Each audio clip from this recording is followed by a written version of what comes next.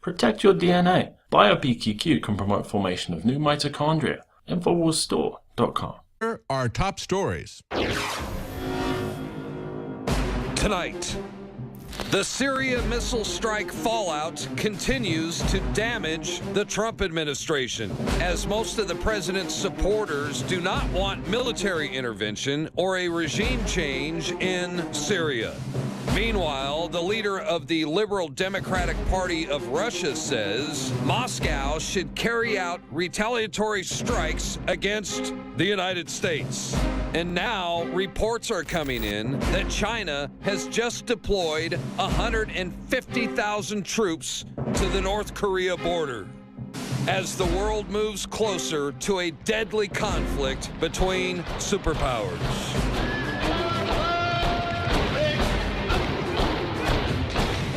All that plus much more up next on the InfoWars Nightly News.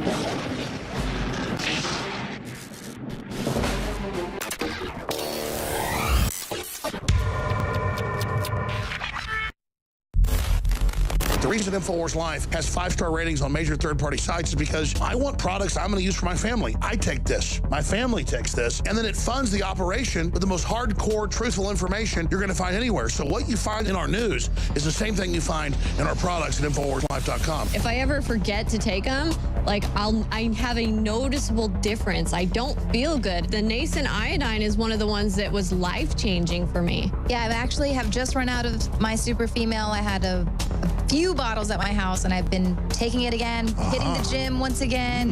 Very exciting, feeling great, looking good. So, and I know my hair is luxurious once again. So obviously the super female is amazing. I love it. Nascent iodine is essential. Survival Shield X2. If there's one product that I would say is life-changing that I would suggest, it's Nascent iodine Survival Shield X2. It's got a 5-star rating. It's a win-win. InfoWarsLife.com.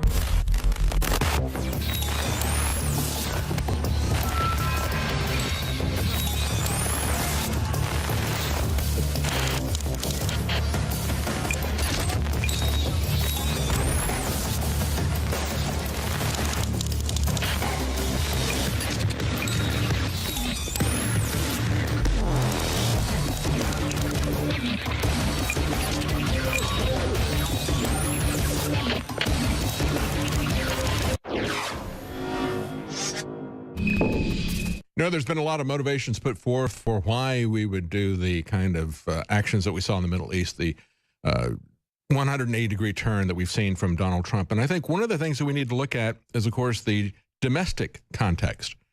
Remember that George H.W. Bush campaigned on read my lips, no new taxes. He was emphatic about it. He repeated it all the time. He said, the Democrats are going to say, raise your taxes. And he's going to say, I'm going to say, read my lips, no new taxes. 2 years into his administration, what did he do? He gave us the largest tax increase we had ever had at that point in time. And if you go back to the Wayback Machine, take a look at this Time magazine article. They point out that he was asked to clarify his position as he was jogging in St. Petersburg baseball park, and he pointed to his rear end and said, read my hips. Okay, we knew that he wasn't really going to do that. We hoped that he had learned something from seeing the tax cuts and the effects that they had had with the Reagan administration. He had called it, when he was running against Ronald Reagan, voodoo economics. He said, you think that you're going to grow the economy by taking away tax cuts or by giving people tax cuts? No, you grow the economy by taking away people's money, don't you, right? That's the globalist plan of raising taxes. And so he called it voodoo economics to say that we could get growth from tax cuts. And so we had hoped that he might have learned something in 8 years, but no, he didn't. So that's why he was very emphatic about that and then turned his back. Now, the lesson is that he became a one-term president.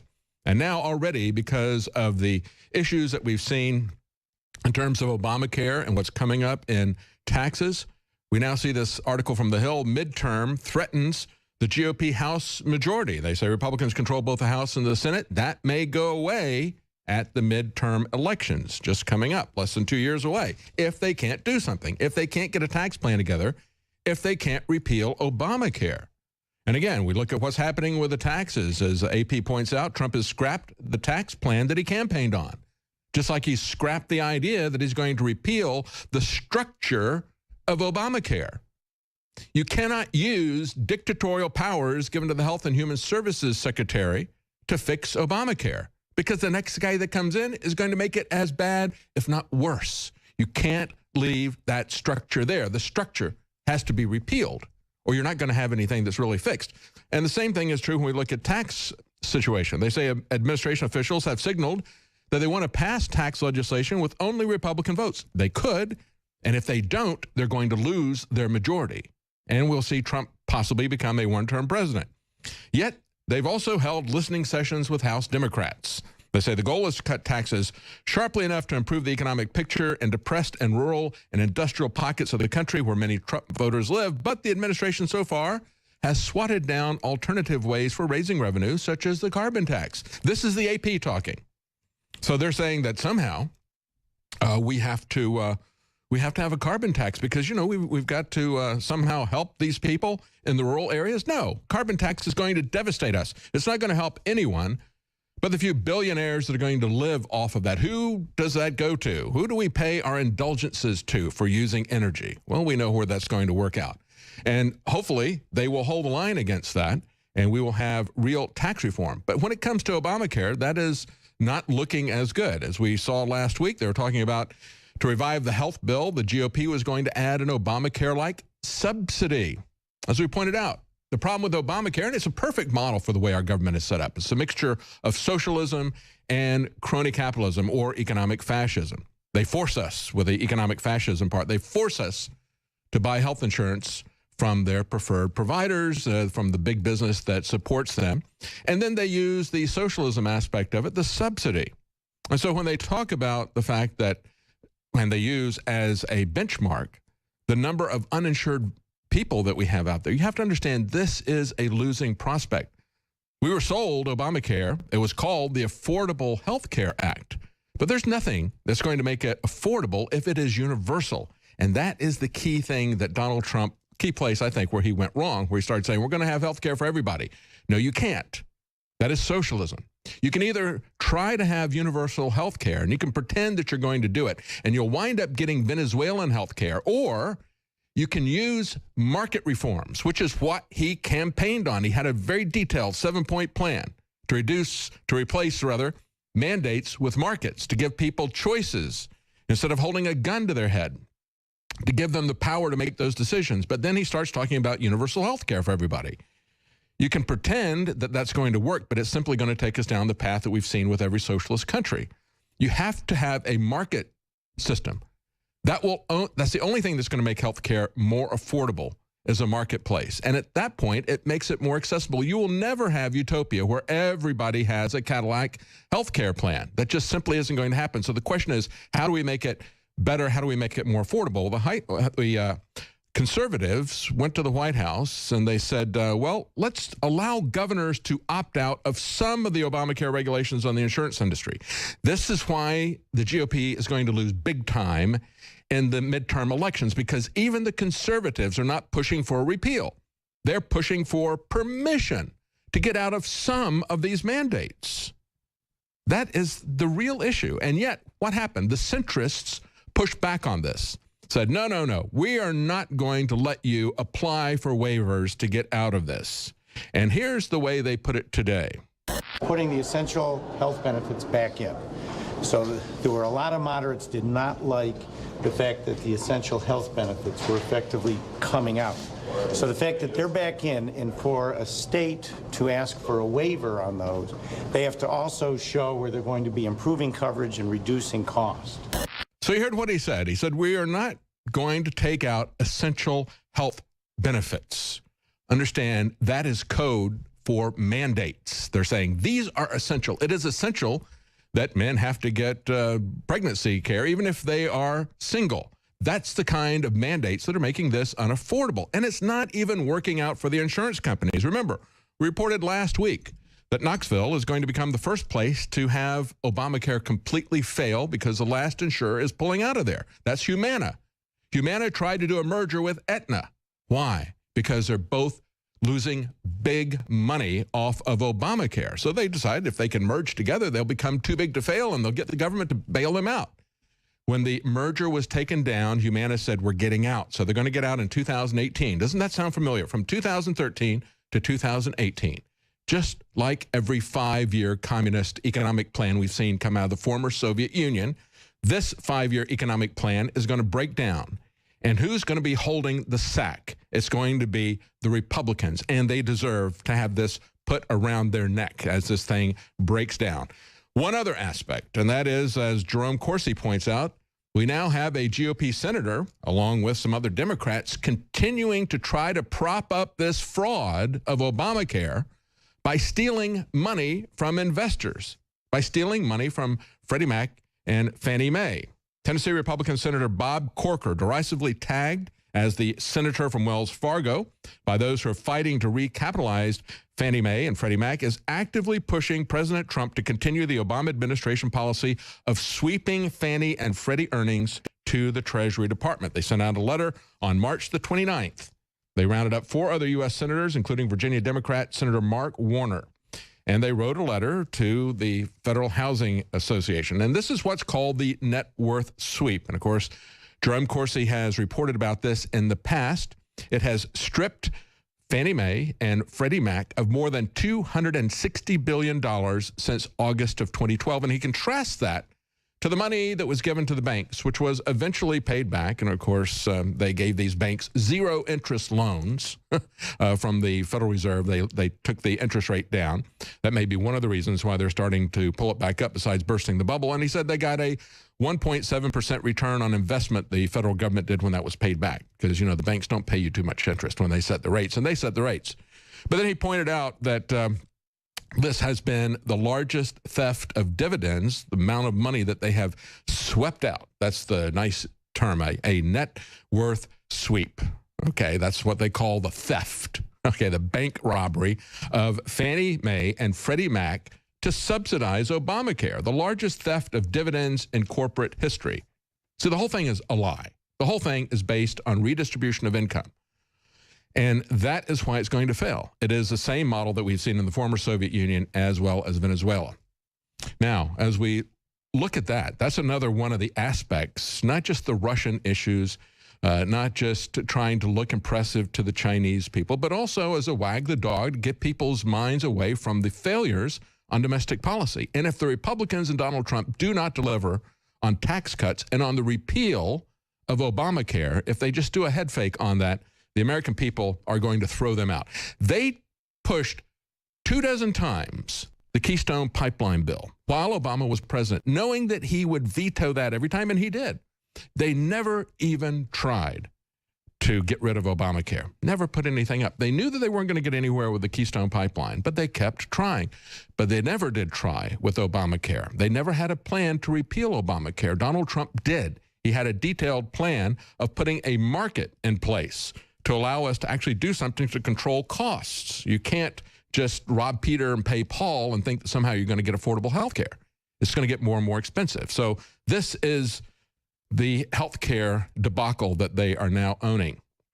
Rand Paul pointed out that as long as we have a situation where we are using the kinds of rhetoric that John McCain and, as he points out, his ilk, we're not going to have a solution in Syria. He said anybody who wants to talk to Putin about a political settlement, about helping Assad go away, anybody who wants to talk about that, myself included, will be called by the McCains of this world a friend of Vladimir Putin. And of course, that's not hyperbole. We saw that idiotic statement from John McCain as well, just over the idea of adding Montenegro as a dependent to NATO. If you even want to discuss this, if you even want to hold a discussion in the Senate about whether or not that should happen, you are a friend of Vladimir Putin. And then he called Rand Paul a friend of Vladimir Putin for that. And he went on to say, so long as we have that kind of stupidity involved in the debate, it makes it very hard to get to what many thinking people have said, that the answer in Syria is ultimately a political solution.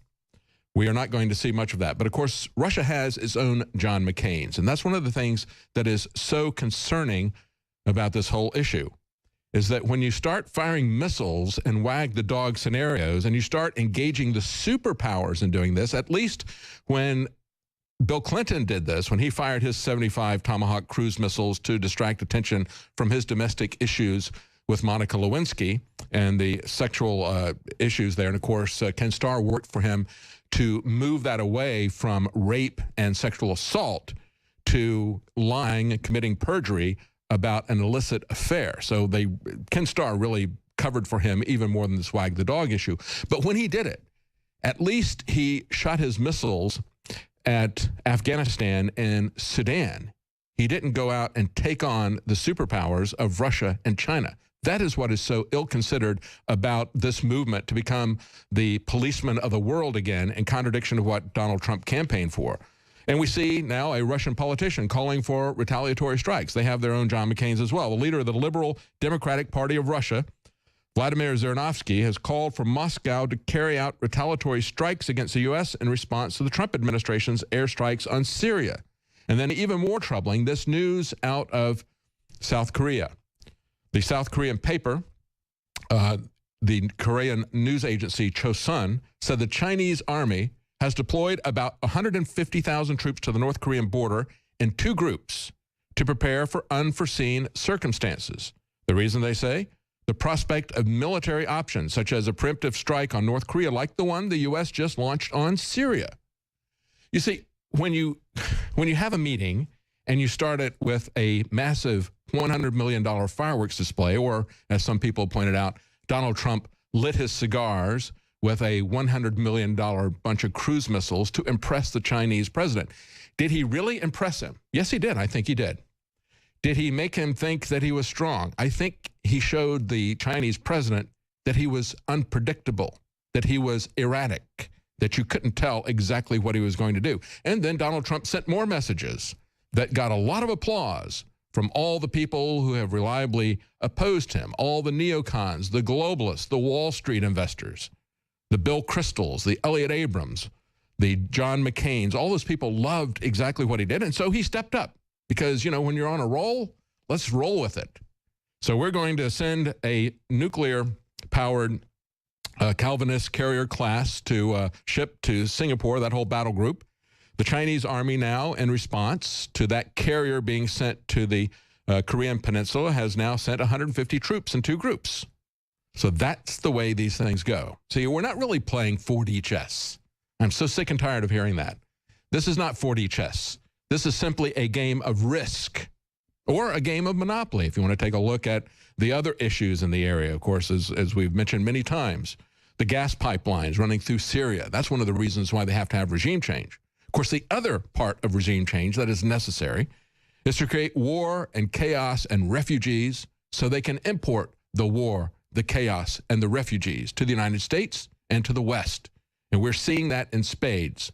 Now, when we come back, we are going to play for you some of the consequences that we see happening in Iowa as we see the refugees that have come into there and the puff piece that was done by CBS's 60 Minutes to try to distract everybody from some of the real issues that are happening in that area. Stay with us. We'll be right back.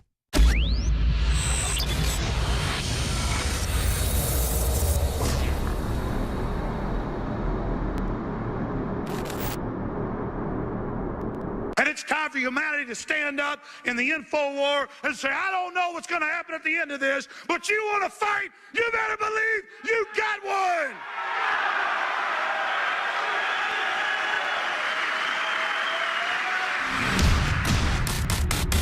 InfoWars has partnered with Defender Body Armor to bring you a new state-of-the-art line of advanced, highly tested body armor from InfoWarsStore.com. Defender Body Armor is certified to protect against all handgun rounds and even armor-piercing FN 5.7 pistol rounds. The secret to Defender Body Armor is its proprietary processing technology that disperses more kinetic energy at a rate higher than any other traditional body armor, using one of the strongest synthetic materials ever created, called ultra-high molecular weight polyethylene. Defender Armor is also super compact and lightweight. There's a reason the Department of Defense chose Defender to manufacture their new line of advanced lightweight armor. It works. Defender Body Armor is made right here in America and has received the highest level ballistic resistance certification from an authorized NIJ ballistic laboratory. Defender Body Armor is now available through InfoWarsStore.com, so you can defend yourself, your family, and finance the info war against the globalists all at the same time. A total 360 win.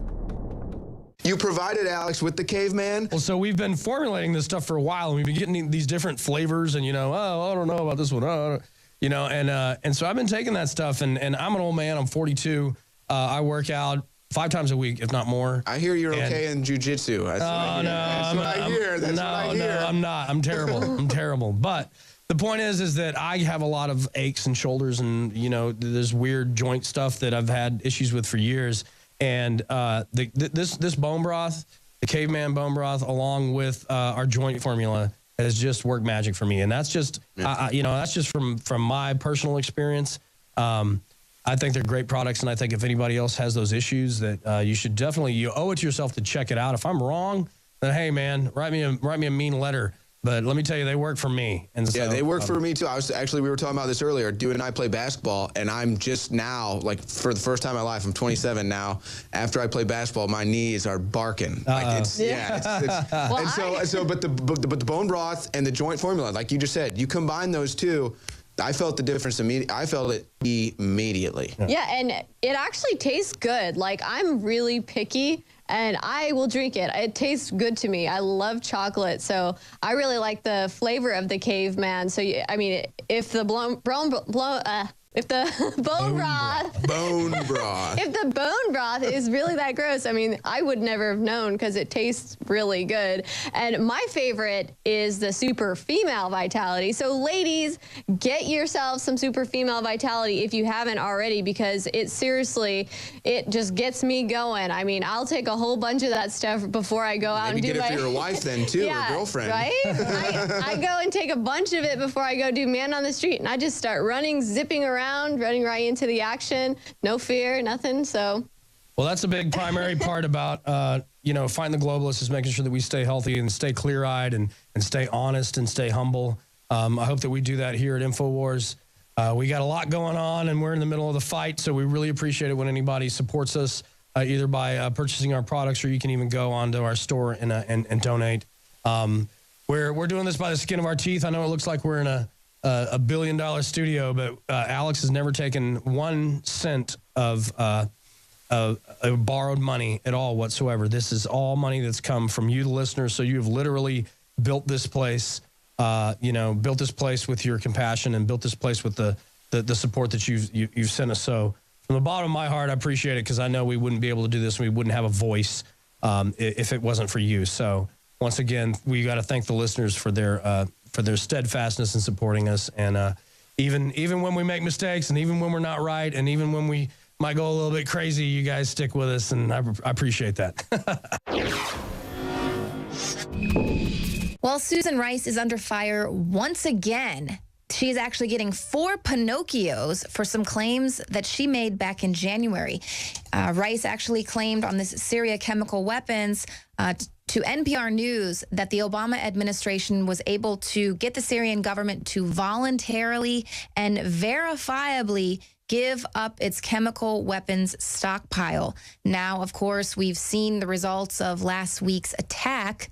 Whether or not the Syrian government was truly involved in this remains to be seen. Of course, there was no independent investigation done. However, they are tying the Syrian government to this latest chemical weapons attack, which means that once again, the Obama administration oversold what it was able to do there, what it was able to accomplish there with the Syrian government.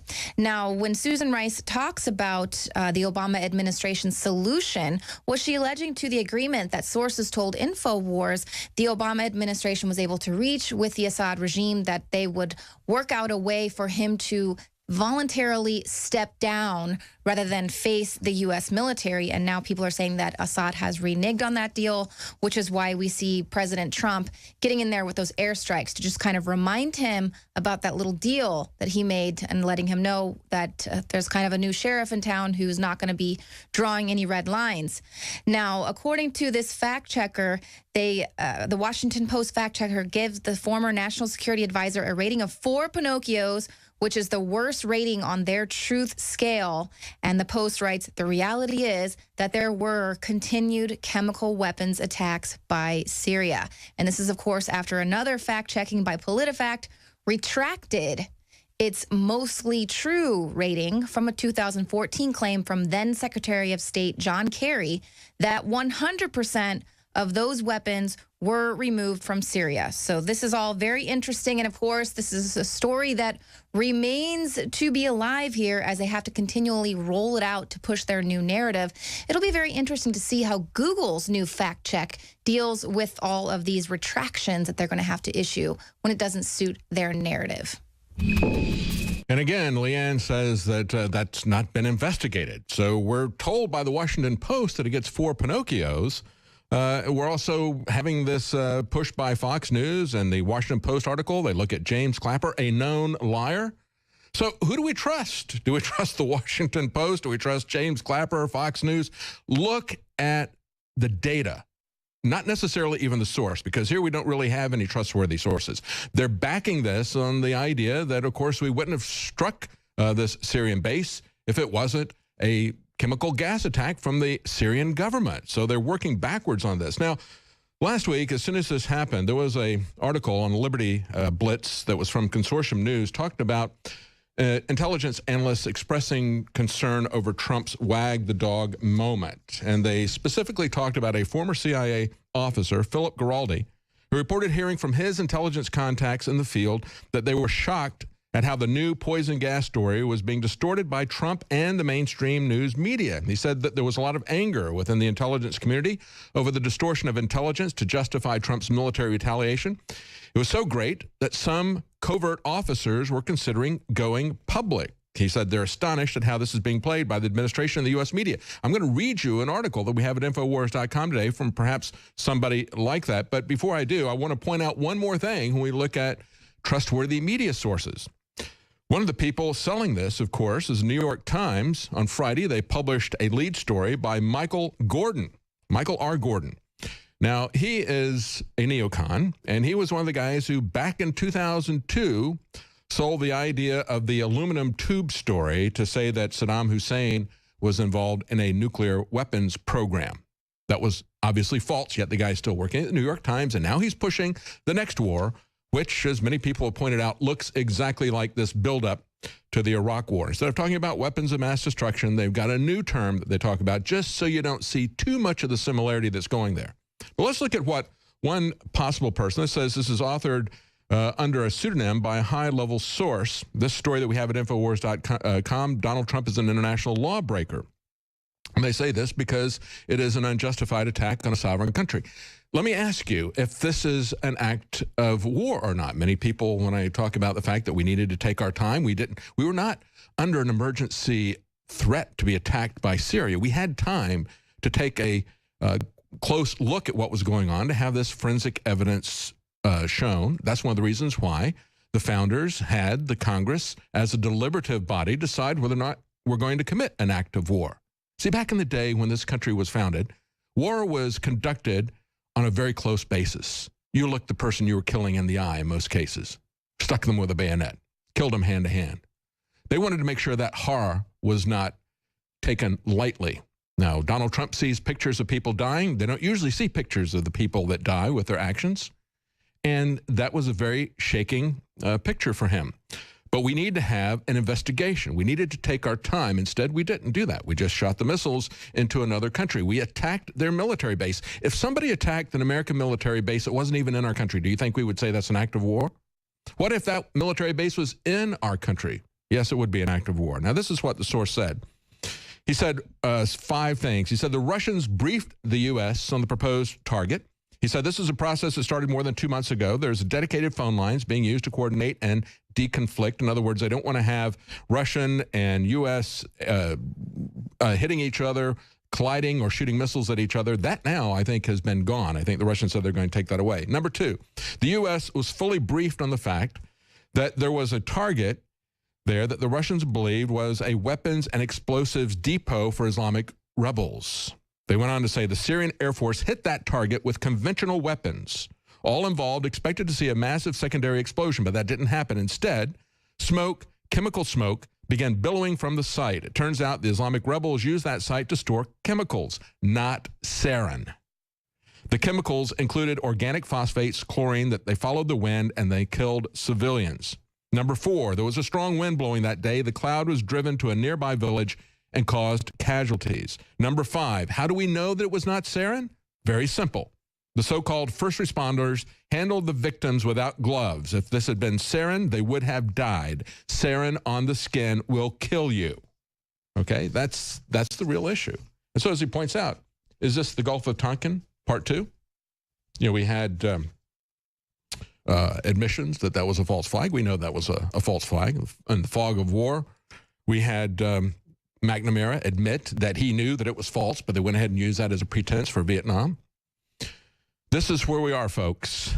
And if you think that things are going to get any better, just take a look at some of the civil liberties issues that we're seeing violated here. You know, travel in the 21st century is getting more and more like a boot in the face. When we look at this video that surfaced of this person who was drug off of a plane, it's absolutely amazing. But that's what we're seeing on a regular basis. We're seeing people being required to do face scans before they can travel. And in this particular situation, they talk about how now the airport cop has been suspended, but of course he's just been put on leave. He's probably on leave with pay. Doesn't mean that he's necessarily going to be removed. And the Chicago police had earlier said that the victim had just fallen. But then the video of other passengers surfaced and we saw what was really going on. And here's the outrageous thing. The high-handed attitude of the airplane companies in conjunction with the TSA. This is just this attitude. Like I said, it's a boot in the face when you travel. If you think it's going to get any better when they take over ground transportation, when they take over your cars, you got another thing coming. What they did was they started offering people, because they'd overbooked this flight, they offered them $400 in a hotel room. Nobody was taking it. They kept moving it up, as you've probably seen them do on a flight. It's a regular thing to overbook these flights. They got up to $800, and when nobody took them up on it, they simply went full Basil Fawlty on the person, okay? And they did this so they could fly their own people. Why wouldn't they keep going if they didn't get it for $800? I don't know, but at that point, they just start beating people. And if you want to see the double standard that we have here, take a look at this. The Washington Post points out the cost of Betsy DeVos's security detail is $8 million over 8 months. This is for a department that shouldn't even exist, the Department of Education. And this woman had to be called into the Oval Office with Donald Trump and Jeff Sessions because she didn't want to let go of the mandates about tranny bathrooms, and then said, I'll be watching your bathrooms. I'll be watching to see if there's any bullying going on here. And this is the same organization that demands veto power over your curriculum. That is where we're headed. This is the boot in your face. This is the kind of out-of-control government that we need to shut down. Stay with us. We'll be right back, and we're going to talk about yogurt.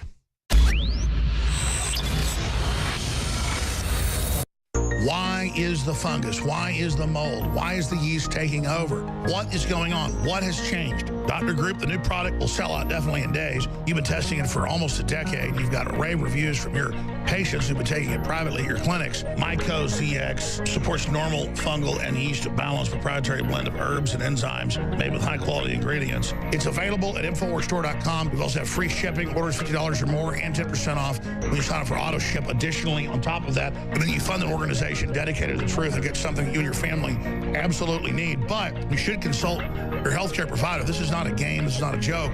Especially if you have really big yeast levels or fungus in your body. There can be some responses to this as you're flushing it.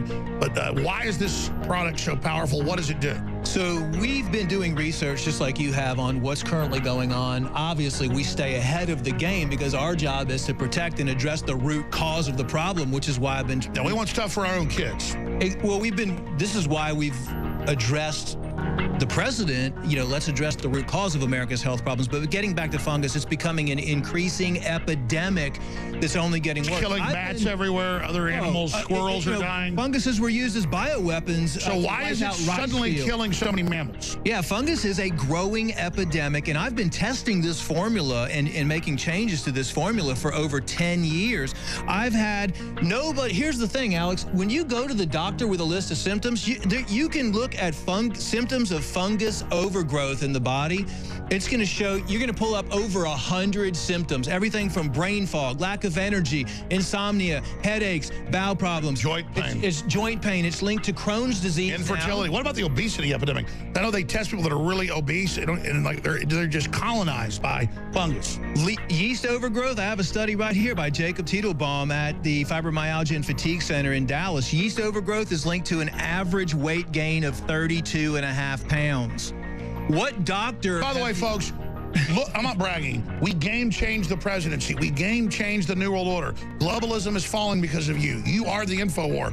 Listen, this is religious for me, okay? I do not bring you something unless I absolutely believe in it. And if we were reigned with $1 billion, I would turn 99% of it against the enemy. I want to defeat them. I'm ready to give my life. Everybody knows that, against the enemy. Please, we only have a limited supply of this. I want to get your reviews. I want to hear what you have to say. For me, it's been incredible. Myco ZX, antifungal, antifungus, anti-yeast. Get it today. Limited run. It'll be months till we get more. InfoWarsStore.com, InfoWarsLife.com. Myco ZX goes great with the bomb defense. InfoWarsLife.com or 888-253-3139. And you can't support an organization that isn't fighting hard. Look at the response we're getting. We were changing the world together. You are the InfoWar. God bless you all. Let's go to Debit in Florida. Debit in Florida, you're on the air. Great. Hey, thank you so much. Listen, I have bought your product, and I gotta say they're amazing. Anyone who's on the fence, buy it, because I've got Caveman, Superman Vitality, Secret 12, Vitamin Mineral Fusion. I've got the body armor. Wow, thank you. Wow. You're the type of listener that makes it all possible. Which nutraceutical does you like best? I really like the Vitamin Mineral Fusion, to be honest. That's amazing. Really incredible. I drank it in the morning, and I swear to you, I felt incredible. Like I haven't felt weak. My morning was fantastic, and I love you guys. I love the InfoWars crew, and I just want to, I want to take this opportunity to tell anybody out there who's on the fence, just buy it. You will love it. I'm telling you, I've never bought a bad product. What you find in our news is the same thing you find in our products at InfoWarsLife.com. It's a win-win. InfoWarsLife.com. Yesterday, CBS 60 Minutes did a nice puff piece on a billionaire, the Chobani yogurt billionaire, who has made a big display of his practice of hiring refugees, talking about how successful that is. And, of course, one of the things they didn't want you to see, we're going to have a report from Leanne here in just a moment. They say this is a 5-year-old plant that is in deep red Idaho. Well, there's something else that happened 5 years ago they didn't want to talk to you about. Leanne has the details. Well, here's an update on the Idaho rape case that made headlines during the 2016 presidential election.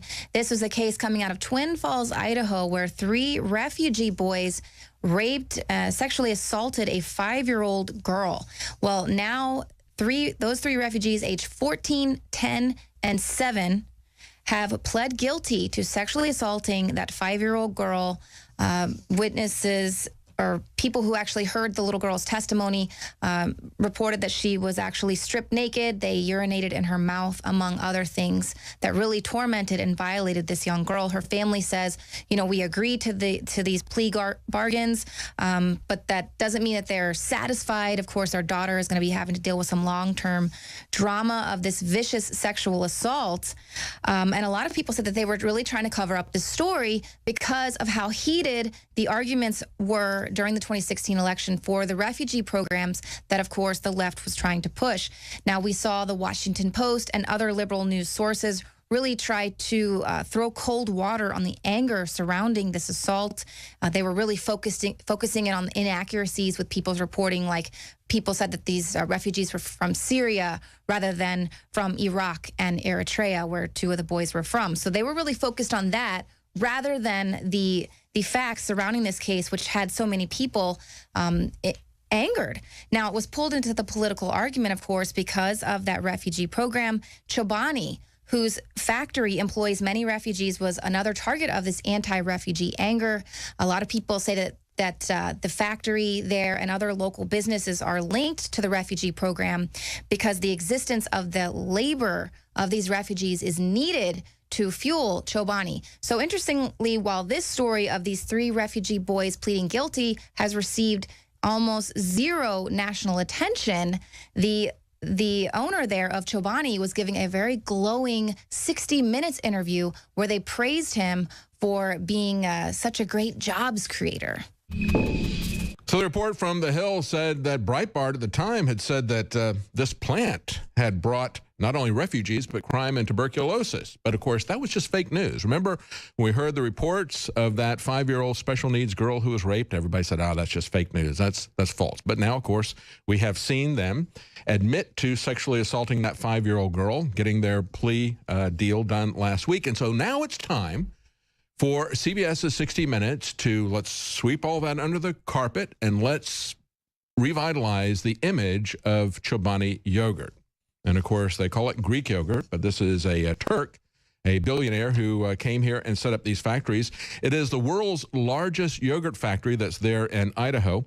And there's an interesting article going back to last August by Lee Stranahan in Breitbart at the time. And I talked to him as he was doing that investigation. There were environmental issues in the area due to that yogurt factory as well.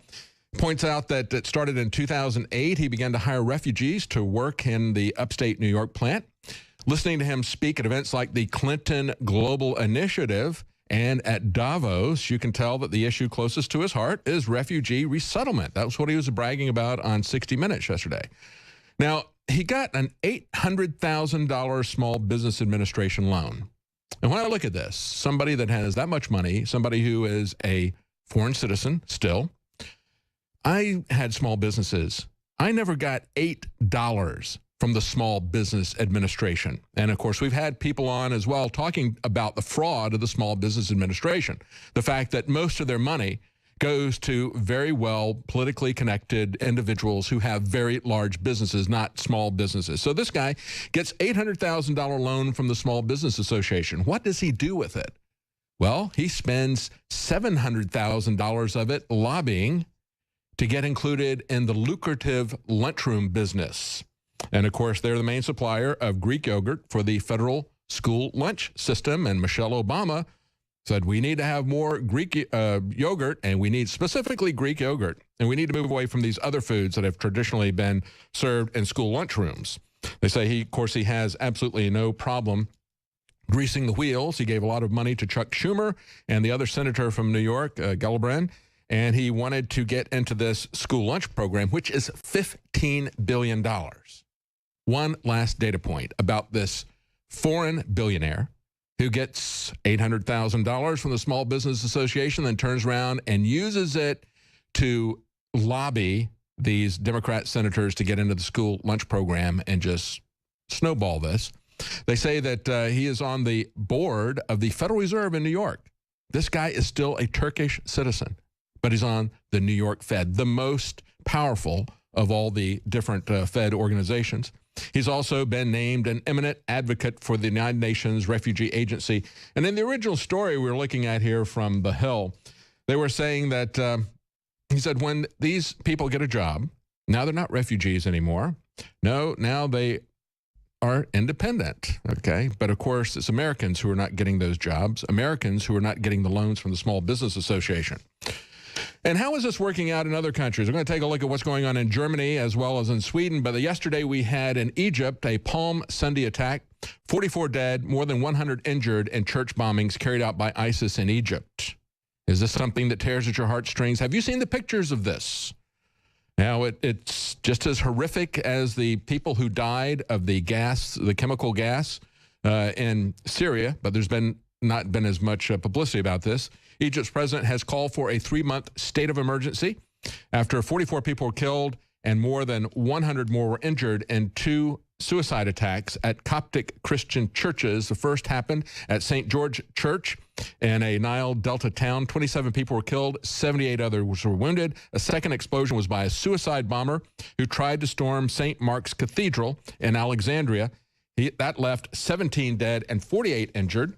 And of course, in December, we had another church that was attacked in Cairo that killed about 30 people, mostly women. And there have also been a string of killings in the Sinai Peninsula that have caused hundreds of Christians to flee to safer areas of the country. Well, if it's going to be anything like in Syria like this, we will see that just like in other places the United States has taken over, in Iraq and elsewhere. There were large Christian populations that have completely disappeared after the United States got involved. Now, what is happening as these refugees in the countries that we foment war, that we create chaos, that we create terrorist organizations, fund and train them, as they then move into our countries? We're going to take a look at that in Sweden. But first, take a look at this article here from the Daily Caller. Germany moves to ban child marriages after finding 1,500 cases among refugees. They say the German government has agreed to a proposal on Wednesday to outlaw child marriages. The Central Register of Foreign Nationals has documented a surge in child marriages in recent years. As of July 2016, 1,500 minors were registered as married, including 361 under the age of 14, following the lead of Mohammed, aren't they? Yeah, these are the Islamic pedophile refugees. The largest group of child brides, 664 minors, comes from Syria, followed by Afghanistan and Iraq. They say there are frequently cases where a girl, usually between the ages of 13 and 15 years of age, suddenly no longer shows up to school. Then we find out that she's become married. Now, in Sweden, we see reports of people in the aftermath of that truck attack, which you didn't see much about because you saw all of the information that was happening in Syria, but you didn't see the Islamic jihadist who was attacking people with a truck in Sweden. You didn't see much news about that. One of the doctors who showed up on spot said it was terrible. I will never understand how they could do it. Of course, we will never understand their mindset. You can't understand the mindset. Nevertheless, the jihadi killer said, I am pleased with what I've done. I achieved what I set out to do. And he said this was in retaliation for action against ISIS. Not Assad, by the way, folks, against ISIS. And now they're saying, this is another article here that was actually an op-ed piece on the Daily Mail. The bastion of liberalism is now paying the price for its tolerance.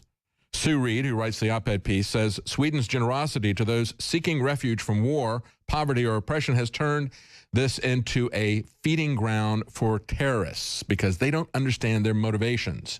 And the Prime Minister is saying Sweden will never go back to the days of mass immigration. Let's hope that that doesn't happen. Let's hope that they learn their lesson.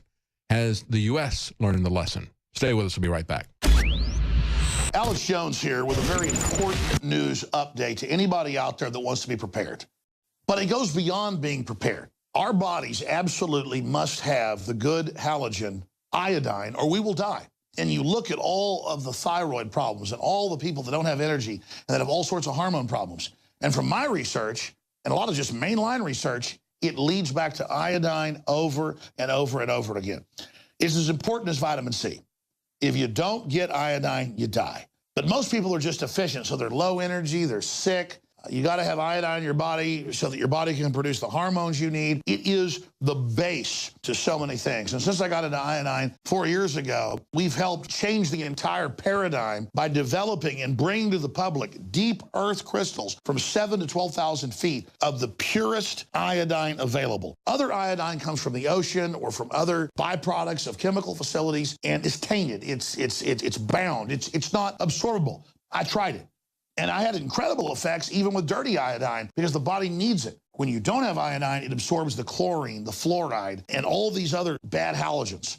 Do yourself and your family a favor and check out the importance of iodine for yourself. I think you're going to be blown away. And whatever you do, support the broadcast and get a bottle of Survival Shield Nascent Iodine X2. Also consult your physician because if you've been deficient in it or have other issues, it can have some dramatic effects. As for me and most folks I talk to, it's been a game changer in the positive column, but still consult your physician because iodine is no joke. It's a key building block of the body. And if you haven't had it for a long time and suddenly have it, some folks say they've experienced things like a detoxing effect and things like that. You've got to have vitamin C. You've got to have iodine to live. You got to have water to live. Iodine is key. You must have it, but consult your physician first before you get powerful Survival Shield Nascent Iodine X2 at InfoWarsLife.com or call toll free. We can answer your questions. 888-253-3139. As Jared Kushner is consolidating his position of power and bringing in Goldman Sachs Democrats like Gary Cohen, we see some pushback in terms of parody. I want to take a look at some of the comedy that has been some ad hominem comedy attacks that have come out. The Hill reports that White House staff was passing around an Onion article that was parodying Kushner. Of course, he's now being put in charge of the Middle East as well. So the Onion said that Jared Kushner was quietly transferring solve the Middle East crisis as a to-do list to next week's to-do list. They said ushering in lasting peace across the Middle East is definitely still a big priority for me, but given everything else that I've got going on right now, I'm just going to need to bump it to next week when I have a little bit more time on my hands. He acknowledged that he was just a bit too swamped at the moment with policy reports, real estate development meetings to resolve the numerous wars, land disputes, and centuries-old ethnic and religious tensions that have long raged among the 350 million residents of the geopolitical hotspot. Now, along those lines, we had some really hysterical pictures of Jared and one of his friends walking around in their khaki pants and their blazers wearing a bulletproof vest on the outside. And of course, the hashtag on that was hashtag Kushner at war. I just want to show you a couple of these here. People started posting these pictures and adding spins on movie titles. For example, putting the picture up and saying a Full Metal Jackass or Close Encounters of the Thurston Howell III kind, you know, the guy from Gilligan's Island, or The Douche of Hazard. Again, another one, G.I. Jared, or letters, Dearest Ivanka, War is Hell. None of the men here know how to prepare a Cosmo or the foie gras I procured. I may not survive. Another one, Saving Private Equity, or Zero Dork 30. In the Armani now, U.S. Air Force, H-A-E-I-R. And then there's this, Twitzkrieg. You know, Leanne McAdoo has a report. You know, it looks like there may be a gag order, not an order to stop the gags, but an order to stop anybody talking about the influence of Kushner and Ivanka in the White House under Donald Trump. Is there a gag order at Breitbart to not talk about Jared Kushner? Senior editors at Breitbart News have instructed their employees to stop writing any articles that are critical of Jared Kushner. Now, this is according to Business Insider. They say that people familiar with the matter spoke to them, and after the New York Times reported on the weekend that allies of Kushner had complained to President Trump about the negative coverage he was receiving from Breitbart News, we can see that they've sort of changed their tune with articles covering Kushner. They kind of fell silent on the matter. Now, Kushner is, of course, President Trump's son-in-law. He's also a senior White House advisor. And there have been reports that there's been kind of a feud going on with him and the White House chief strategist, Stephen Bannon, who, of course, is the former executive chairman of Breitbart News. So one of the stories that Breitbart reported, they suggested that Kushner was leaking negative information about Stephen Bannon to the press.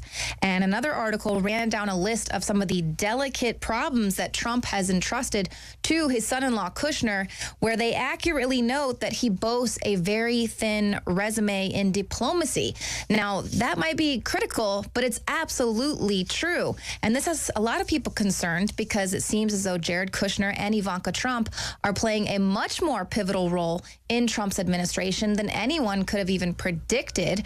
And some of the things that President Trump has now entrusted with Jared, his portfolio has grown to include everything from remaking American businesses and the VA to handling U.S. relations with Mexico and China to forging peace in the Middle East. That's right. And so, of course, on April 2nd, Jared actually flew to Iraq at the invitation of the head of the Joint Chiefs of Staff, where he met the ire of the internet because as he's out there, he wears a bulletproof vest over his sport coat in full preppy regalia. It actually sparked a hilarious Twitter hashtag where people are just making fun of him. And this just kind of goes to show the experience that he does not have in dealing with forging peace in the Middle East. Now, Dr. Steve Pachenik was on the Alex Jones show today, and he spoke about why he feels Donald Trump needs to let Jared Kushner know that he's fired. I don't know Jared Kushner. I've seen the best of him. He comes out of a family that was involved in real estate. He's involved in real estate. His father was indicted and convicted. The problem is they have some major properties in Manhattan. One in particular, which I know very well, is 666 Fifth Avenue. Billions of dollars have been foreclosed upon on the Kushner family, and they can't refinance that property. All it takes in the business of real estate, believe me, I know this very well, is for one major property to go under for billions of dollars, and then it starts to be a domino effect. Kushner is a highly vulnerable target for the Chinese, for the Russians, and any foreign individuals, because their family was doing private business with the Chinese. It's the Chinese who came in and told them, we'll take care of you. Now, he can resign if he wants, he can do whatever he wants. Nevertheless, from a counterintelligence point of view, Kushner and many of those civilians there are really prime targets for foreign governments in terms of manipulation and leveraging. And if I were Jared Kushner, I would leave the White House and do the best thing he could, just say to America, thank you very much, and go back to his real estate business. Otherwise, he becomes a liability. And that liability as a civilian, it doesn't matter whether he's a son-in-law or not, becomes a great liability. There is a serious issue with the rise of Jared and Ivanka in terms of their influence at the White House. And a good example of this is this article from Axios talking about how Trump is planning a centrist push, and Priebus is on board. Bannon may not be, and if he's not, he will be pushed out, because they said there's this changing culture here. They said it's changing from nationalist versus globalist to combat versus collaboration. In other words, if you were going to push back against the changes that are happening very rapidly in the Trump White House, then you're going to be pushed out. If you take a combative approach, you have to become a collaborator with the Goldman Sachs globalists. And we've seen this. We've seen Jared Kushner bring in the Obamacare architect, Zeke Emanuel, brother of Rahm Emanuel, multiple times. The guy who was adamant that Obamacare would not be repealed. And even though we've seen wonderful moves at the beginning of the Trump administration against the TPP, we've now seen Gary Cohen bringing in the architect of the TPP to push back against NAFTA. On climate change, we saw Donald Trump bring in a very combative attorney general who had pushed back against the EPA's legal overreach.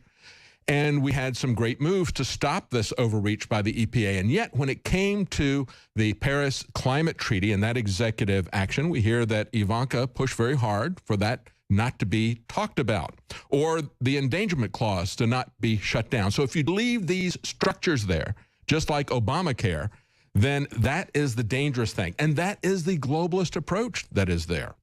So how is this all being shaken up? Well, we see another person being taken out of the National Security Council.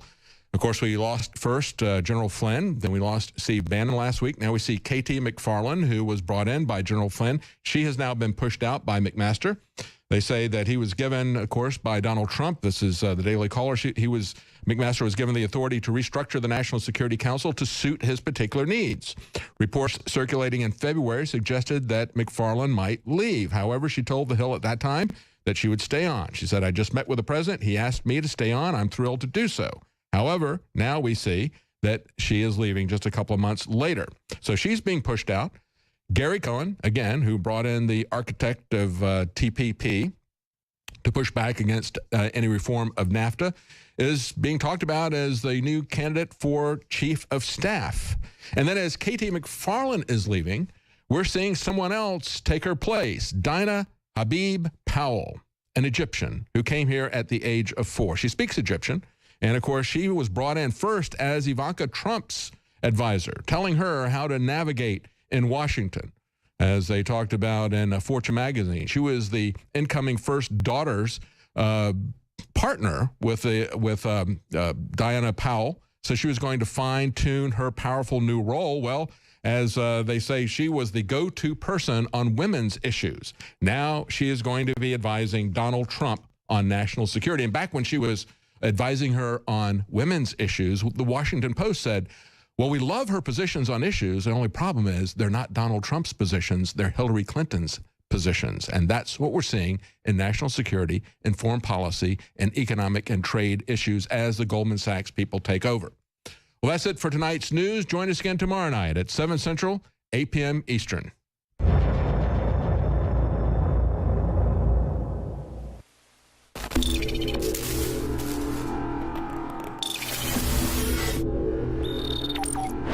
I am very proud to announce the introduction of the highest quality InfoWars Biome Defense Probiotic.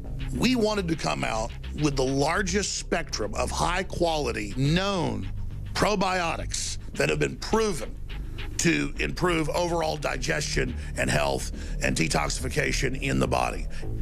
Biome Defense is an exclusive blend of 50 billion live and active cultures from over 23 different probiotic strains that are known to support digestion and intestinal function. Our researchers are confident that we have been able to develop what will be the leading probiotic on the market. Secure your Biome Defense in ultra strength or regular strength at InfoWarsLife.com today and get started supporting your digestive system naturally. We've been testing this formula for years, but this is the limited first run to the public, so please take advantage of it today. Support your own health and support the InfoWar.